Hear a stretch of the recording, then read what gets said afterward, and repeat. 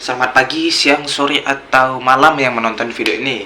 Perkenalkan, nama saya Perlindungan Panda Potensi Raid dengan NIM E1121221057. Video ini dibuat untuk memenuhi tugas ujian tengah semester atau UTS dari mata kuliah Antropologi Kebijakan, di mana antropologi kebijakan sendiri diajar oleh dosen yang bernama Mbak Dwi Surti Junida Esos MSI. Di sini saya akan menjelaskan bagaimana antropologi kebijakan itu antropologi kebijakan dan sejarah singkat dari antropologi kebijakan.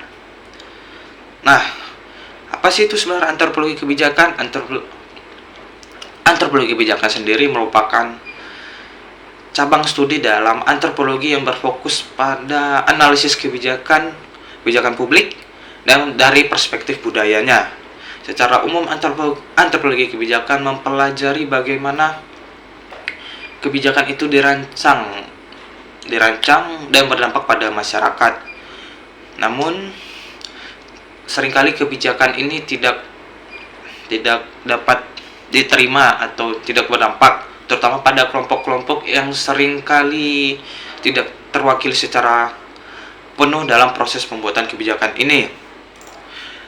Antropologi kebijakan juga mengacu pada analisis kebijakan dalam praktik budaya dan masyarakat, terutama sosial masyarakat. Karena kebijakan seringkali dianggap sebagai dokumen formal yang berasal dari pemerintah. Dalam perspektif antropologi, kebijakan juga dilihat sebagai proses yang mencerminkan praktik kekuasaan, ideologi, dan hubungan sosial. Bagaimana sih kebijakan ini dapat dibuat?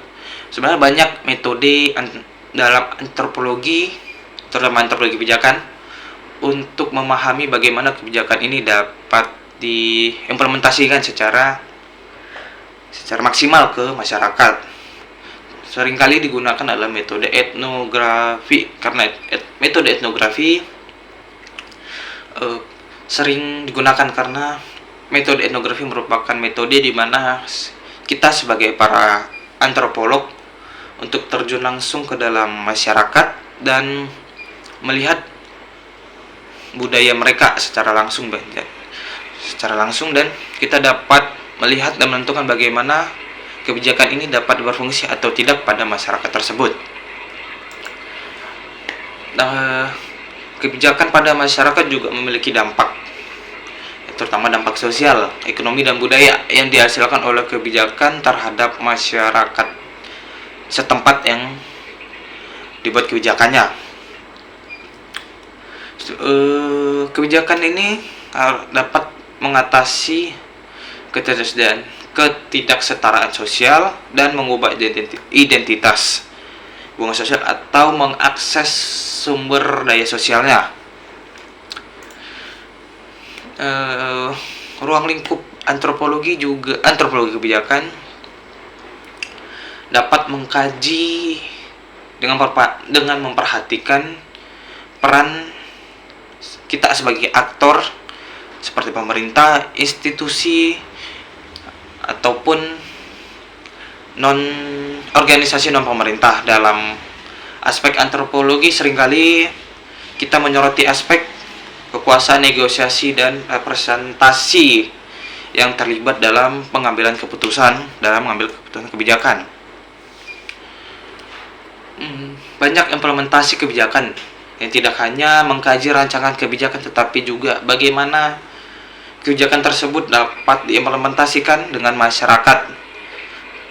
Dengan hal ini, antropolog sering menemukan adanya ketidaksetaraan atau kesenjangan antara desain kebijakan dengan realitas atau bagaimana kebijakan tersebut akan berdampak pada masyarakat. Mungkin tidak banyak yang dapat saya sampaikan pada antropologi kebijakan karena sangat panjang kalau diceritakan. Mungkin saya akan lanjut ke bagaimana sih sejarah antropologi kebijakan ini bisa ada. Karena Antropologi kebijakan merupakan salah satu subcabang dari antropologi. Nah, antropologi sendiri berkembang pada awal abad ke-19 hingga awal abad ke-20. Karena awal antropologi merupakan salah satu subdisiplin ilmiah yang berkembang seiring dengan kolonialisme. Dengan mempelajari masyarakat adat antara koloni dan koloni Eropa.